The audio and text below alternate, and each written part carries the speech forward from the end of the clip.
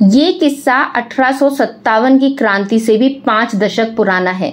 मैसूर के राजा टीपू सुल्तान की मौत के बाद वेल्लोर के किले पर अंग्रेजों ने कब्जा कर लिया। इसके बाद इस किले के एक छोटे से हिस्से में टीपू सुल्तान के परिवार को रहने की जगह दी गई। 9 जुलाई 1806 को इसी किले में टीपू सुल्तान की बेटी की शादी हुई। इस शादी समारोह के खत्म होते ही आधी रात के बाद हथियारबंद भारतीय सैनिकों ने अपने ही अंग्रेज अधिकारियों के खिलाफ बगावत कर दी। दोनों तरफ से रात भर गोलीबारी हुई। आखिरकार 10 जुलाई को वेल्लोर के किले पर भारतीय सैनिकों का कब्जा हो गया। इस घटना को आज 216 साल पूरे हो चुके हैं। अंग्रेजों के खिलाफ भारतीयों की इस पहली बगावत को वेल्लोर की क्रांति के नाम से भी जाना जाता है। आज इसी विद्रोह की पूरी जानकारी जानेंगे। टीपू सुल्तान की मौत के 5 साल बाद तक सब कुछ शांत रहा। 1805 में अंग्रेज अधिकारी सर जॉन कैड्रॉक मद्रास सेना के लिए नए कमांडर चीफ बने। उन्होंने इस पद की जिम्मेदारी संभालने के कुछ दिनों बाद ही सैनिकों से जुड़े कई कानूनों में बदलाव किए। 13 मार्च 1806 को सर जॉन कैड्रॉक ने सैनिकों के लिए नया ड्रेस कोड जारी किया। इस कोड के जरिए 3 खास नियम बनाए गए थे। पहला, हिंदू सैनिकों को तिलक लगाने से मना कर दिया गया था। मुस्लिम सैनिकों को दाढ़ी काटने का हुक्म दिया गया था। सैनिकों को एक कलगी लगी हैट भी पहनने का आदेश मिला था। यही वो नियम था जिससे अंग्रेजी सेना में शामिल ज्यादातर भारतीय सिपाही नाराज हो गए थे। अंग्रेजों के वफादार इन सैनिकों की नाराजगी इतनी ज्यादा बढ़ गई थी कि इन्होंने पहली बार अपने अधिकारियों के खिलाफ ही हथियार उठा लिए। मणिकुमार बताते हैं कि भारतीय हिंदू सैनिक तिलक लगाना नहीं छोड़ना चाहते थे और मुस्लिम सैनिक दाढ़ी नहीं कटवाना चाहते थे। वहीं नए ड्रेस कोड के तहत जो कलगी लगी हैट पहनने के लिए कहा गया था वो जानवरों के खाल से बनी थी। भारतीय मुस्लिम सुअरों की खाल और हिंदू गाय की खाल से बने इन हैट को नहीं पहनना चाहते थे।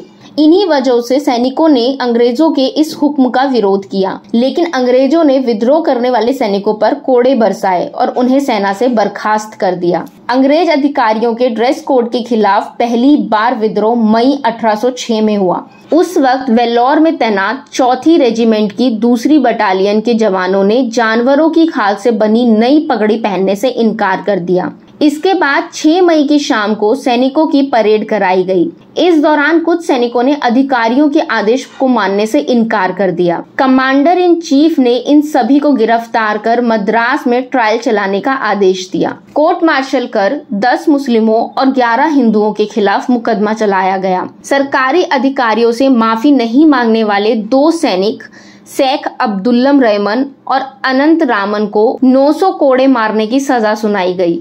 साथ ही इन दोनों को नौकरी से निकाल दिया गया। वहीं माफी मांगने वाले 19 सैनिकों को 500 कोड़े मारने के बाद माफ कर दिया गया। ऐसा करके अंग्रेज अधिकारियों ने राहत की सांस ली। उन्हें लगा कि उन्होंने बड़ा खतरा टाल दिया है, लेकिन ये उनका भ्रम था। करीब 2 महीने बाद 9 जुलाई को वेल्लोर किले के अंदर टीपू महल में टीपू सुल्तान की बेटी की शादी हो रही थी। इस शादी समारोह के दौरान शराब के नशे में एक सिपाही ने अंग्रेज के खिलाफ विद्रोह के पूरे प्लान की जानकारी सार्वजनिक कर दी। अंग्रेज अधिकारियों तक ये बात पहुंचती और वो कार्रवाई करते इससे पहले ही भारतीय सैनिकों ने विद्रोह करने का फैसला लिया। शादी समारोह खत्म होते ही सैनिकों ने गोलीबारी शुरू कर दी। वेल्लोर किले में तोपें गरजने लगी। भारतीय सैनिकों के गुस्से के सबसे पहले शिकार बने अंग्रेज अधिकारी कर्नल फैनकोट। किले में उनके आवास के बाहर तैनात गार्ड को गोली मार दी गई। इसके बाद जैसे ही गाउन पहने कर्नल फैनकोट घर के बाहर आए, उन्हें भी गोली मार दी गई। 23वीं रेजिमेंट के कमांडिंग ऑफिसर लेफ्टिनेंट केरास, 69वीं रेजिमेंट के सार्जेंट जॉन एली को भी विद्रोह सैनिकों ने मौत के घाट उतार दिया। गोलीबारी की आवाज सुनकर 16वीं नेटिव इन्फेंट्री के मेजर आर्मस्ट्रॉन्ग कुछ सैनिकों के साथ अपने बग्घी में सवार होकर घटना की जानकारी लेने के लिए निकले। उन्होंने तेज आवाज में गुर्राते हुए विद्रोही सैनिकों से पूछा कि इस गोलीबारी का क्या मतलब है। किले के ऊपर खड़े एक सैनिक ने गोला दागकर इसका जवाब दिया, जहां आर्मस्ट्रॉन्ग की तुरंत मौत हो गई। इसके बाद बड़ी संख्या में देसी सैनिकों ने अधिकारियों के बैरकों को घेर लिया। वेल्लोर किले के अंदर जहां भी अंग्रेज दिख रहे थे, भारतीय सैनिक उन्हें बेरहमी से मौत के घाट उतार रहे थे। रातों रात 15 अंग्रेज अधिकारी और 119 अंग्रेज सैनिक मारे गए। 10 जुलाई की सुबह भारतीय सैनिकों ने वेल्लोर के किले पर मैसूर सुल्तान का ध्वज फहरा दिया। जैसे ही इस घटना की सूचना वेल्लोर किले से 25 किलोमीटर दूर अरकोट पहुंची अंग्रेज अधिकारियों के कान में पड़े, विद्रोह दबाने के लिए कर्नल गिलेस्पी अगले दिन सुबह 9 बजे 19वीं और 7वीं मद्रास कैवेल्टी के साथ वेल्लोर पहुंच गए। अरकोट से आई सेना ने किले पर हमला कर दिया। हमला इतना जबरदस्त था कि विद्रोह कर रहे भारतीय सैनिक वहां से भागने लगे। भाग रहे कुछ सैनिकों को बंदी बना लिया गया, वहीं सैकड़ों सैनिकों को मौत के घाट उतार दिया गया।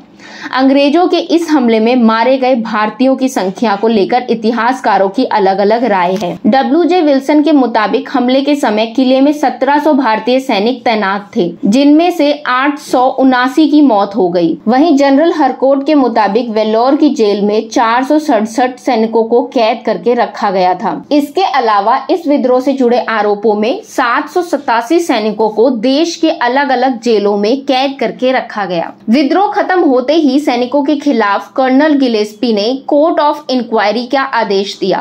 बाद में 16 जुलाई 1806 को ईस्ट इंडिया कंपनी ने एक स्पेशल कमेटी को इस मामले में जांच के आदेश जारी किए।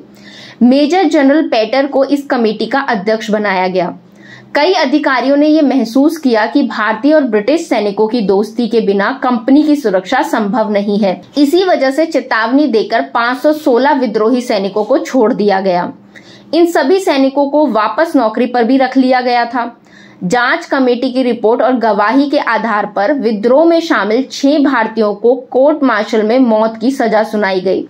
3 लोगों को आजीवन कारावास और 1 को 10 साल की कैद की सजा सुनाई गई। कमेटी ने विद्रोह को दबाने वाले सैनिकों और अधिकारियों की सराहना की, उन्हें बड़े तोहफे देकर सम्मानित किया। 69वीं रेजिमेंट के सार्जेंट बैदरी का अंग्रेज सरकार ने प्रमोशन कर दिया। वहीं ईस्ट इंडिया कंपनी ने कर्नल गिलेस्पी को विद्रोही सैनिकों से निपटने के लिए करीब 24,500 रुपए और सार्जेंट बैदरी को करीब 2,800 रुपए का तोहफा दिया। 7वीं रेजिमेंट के 107 सैनिकों का वेतन बढ़ा दिया गया। आखिर साल 1806 में क्यों सैन्य विद्रोह हुआ था? सैन्य इतिहासकार जॉन विलियम और इतिहासकार SS फर्नेल ने इस सवाल का जवाब दिया है। इन इतिहासकारों के मुताबिक इस विद्रोह को शुरू होने की मुख्य वजह भले ही सैनिकों का नया ड्रेस कोड रहा हो, लेकिन ये अंग्रेज सरकार के कई दूसरे फैसलों का नतीजा था, जैसे कि भारतीय और अंग्रेजी सैनिकों के बीच लंबे समय से भाषाई और नस्लीय भेदभाव। सैनिकों के ड्रेस कोड को लेकर बने नए नियम के बाद जैसे ही विद्रोह भड़का, भेदभाव से पीड़ित भारतीय सैनिक इसमें शामिल हो गए। फ्रांसीसी सेना के अधिकारियों ने भारतीय सैनिकों को ब्रिटिश सेना के खिलाफ भड़काया। इसके बाद ही भारतीय सैनिकों ने इतनी हिम्मत जुटाई। टीपू के भतीजे फतेह अली ने मराठों से संपर्क कर इस हमले की तैयारी की थी। कुछ सैन्य अधिकारियों ने ईसाई मिशनरियों को भी इस विद्रोह के लिए जिम्मेदार ठहराया था। अंग्रेजों ने नई रिव्यू पॉलिसी बनाई। भारतीय किसान सूखे और गरीबी से परेशान हो गए थे। सेना में काम करने वाले इन किसान परिवार के लोगों के अंदर सरकार के खिलाफ गुस्सा था। उम्मीद करती हूँ दोस्तों सन 1806 में हुए इस युद्ध के बारे में आपको पूरी जानकारी मिली होगी। अगर आपको वीडियो अच्छा लगा तो प्लीज वीडियो को लाइक करें, शेयर करें, कमेंट करें और साथ ही चैनल को सब्सक्राइब करना बिल्कुल भी ना भूलें।